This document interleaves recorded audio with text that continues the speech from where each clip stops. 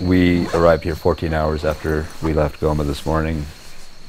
The last 3 hours of which was walking through the jungle in the dark, which is a first for me. I'm not afraid to say it. I'm soft. Living in New York City, sitting at my desk 12 hours a day. I'm a professional emailer, just... I wanted to stay with the Indian UN guys because their place was great.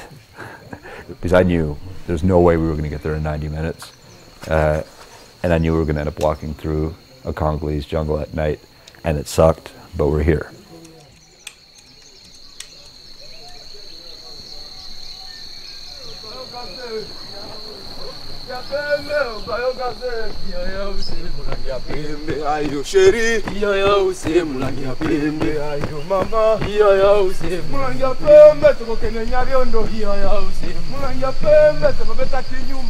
We're in the Mai camp right now.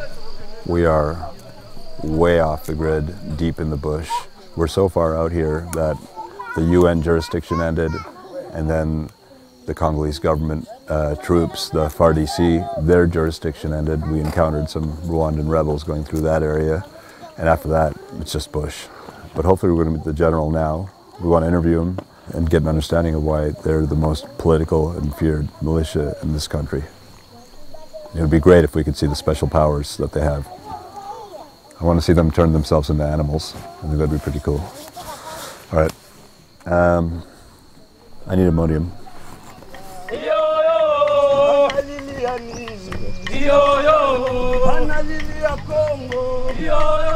The term Mai Mai is shorthand for the wide assortment of local militias in eastern Congo. General Janvier is the leader of a group known as the Patriotic Alliance for a Free and Sovereign Congo, also known as the APCLS. The thing about rebel leaders is that much of their power lies in their mystique. They don't want to seem over-eager to meet the press.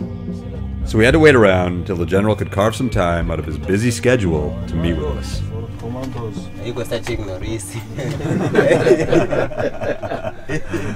In the meantime, we hung out with some of his soldiers.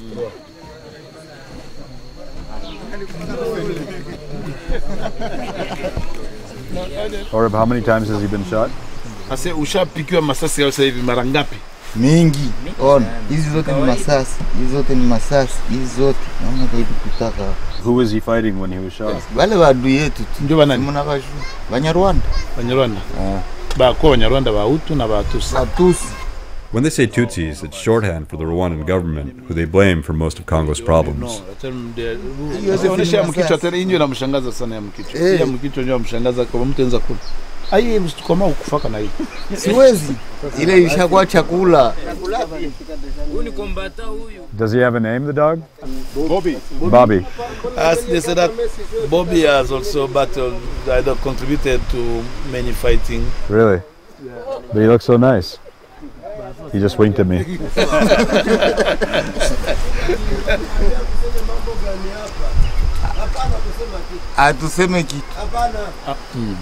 Just as our friend was ordered to stop speaking, we received word that the general was finally ready to see us. But in order to do so, we had to cross one of the sketchiest Lord of the Flies-esque bridges imaginable. And were led to an even more remote encampment. Then, after being surrounded by heavily armed guards, and meeting the general's secretary, who meticulously transcribed our every word, the general finally granted us an audience. We can start? Yeah. Okay, Monsieur le General, thank you for your time. My first question is, since the time of Belgian colonization, the natural resources of this country have been taken from the Congolese people. As the protectors of Congolese soil, what is your view on the mining that's taking place in the country and the way foreign corporations and governments are involved with that? Ninaweza kukueleza kama ikiwa mali ya Kongo inaliwa kienyeji ni sababu Kongo inaongozwa na watu ambao wanatoka nje ya nchi. Kuna watu ambao hawaoni, lakini nchi yetu imeuzishwa na imevamiwa, hivi hatuna independence. Independence hatuyaipata juu ya nini? Sababu tuko kolonize na zile nchi ndogo ndogo sana ambazo zinatuleta haya kusema tukue kolonize na Rwanda. Wale watu warudishiwe kwao sio wakongomani, sisi tunajua wakongomani. It seemed like Janvier's beef was not with foreigners in general, but with the current government of Rwanda. So I was starting to understand why they team up with the FDLR. It seems to me that you have a common enemy with the FDLR. And I'm wondering, are you friends with them? And also, do you think that they should leave this country along with the rest of the Rwandans? Wote wanapasha kurudia kwao. FDLR na Mtusi biko pamoja. Tunawaona wanatembea pamoja. Si ndio? Now I was totally confused. Were they or weren't they allied with the FDLR? The UN group of experts report that you and your group have been working with FDLR, and it's very important for us to get clarity on this from you so we communicate this report correctly. Sisi hatutumike na FDLR. MONUSCO ilijua namna gani kama FDLR ndio inatusaidia. Unaona kama hakuna kitu ambacho wanafanya. Wapi ndio MONUSCO ilishafanya hata intervention, hata Goma. Munaona jinsi wanashikamata, hakuna kitu ambacho wanafanya. Wanakuwa ndani ya rupango tu hivi, wanasubiri mshahara. Bas, lakini kazi haiko. Even though I knew this was total bullshit, because it was the FDLR who escorted us to the Mai Mai camp, I didn't want to piss off our new friends, so I decided to change topics. Could you explain to me what some of these special powers are that the Mai Mai have? Sababu tuliwahi kukuwa na Oscar. Ni journaliste. Alitoka kule.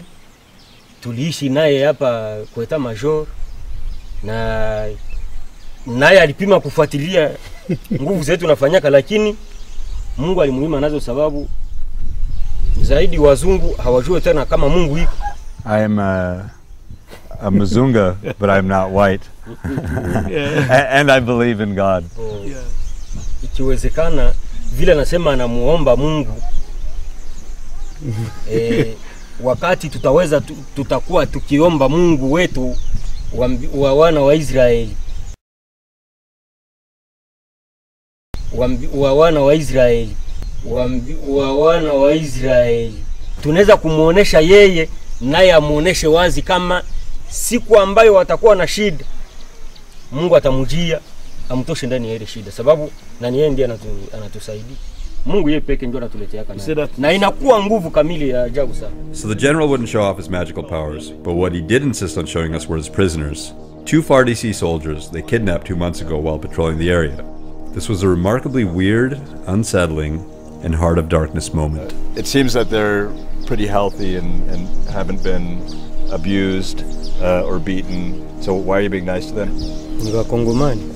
Hatuwezi kuwazuru, ni wakongomani. Yale ni jeshi ya Kongo ya kesho, hatuwezi kuwafanya lolote. After the general served up his propaganda, he fed us a nice hot meal of Congolese rice and beans. It's the first meal we've had in a few days. We're about to trek through the jungle, this time in the middle of the afternoon, so I expect it'll be hot. It took us 14 hours to get here. Hopefully it won't take that long to get back. He was a nice guy, the general.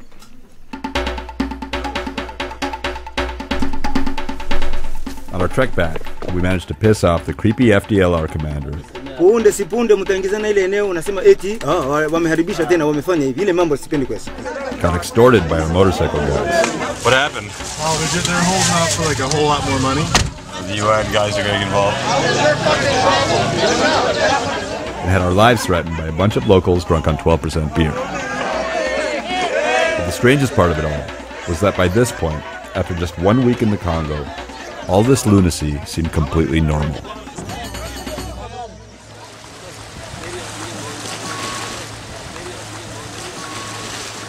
Leaving tomorrow, the trip has come to an end. It was good vibes. It was scary at times.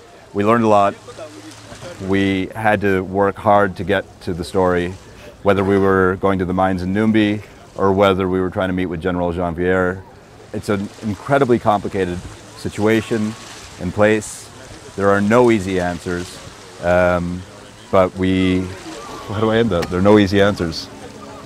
It's easy to pin the country's problems on the past, on the legacy of brutality by Belgian colonialists, on kleptocratic rulers, the practices of Western corporations, or wars with neighboring nations. But that doesn't make any of them go away. If we demanded conflict-free electronics, maybe the rebel groups would simply melt away into the jungle. Or maybe it would lead to businesses avoiding coltan from Congo altogether, making one of the poorest countries in the world even poorer, which is kind of what seems to be happening. Congo is one of the most underreported stories in the world, and now we understand why. It's so insanely complicated that it's hard to know where to start. We did, however, see some signs of hope and progress, but it's a fragile progress, in a place where anyone with a gun and an agenda can basically have his own little kingdom. So until the government in Kinshasa takes control of its territory and ensures that its army is the only one operating in the jungle, Congo will continue to be a war zone. And instead of being a blessing, the minerals that fuel this conflict will continue to be a curse.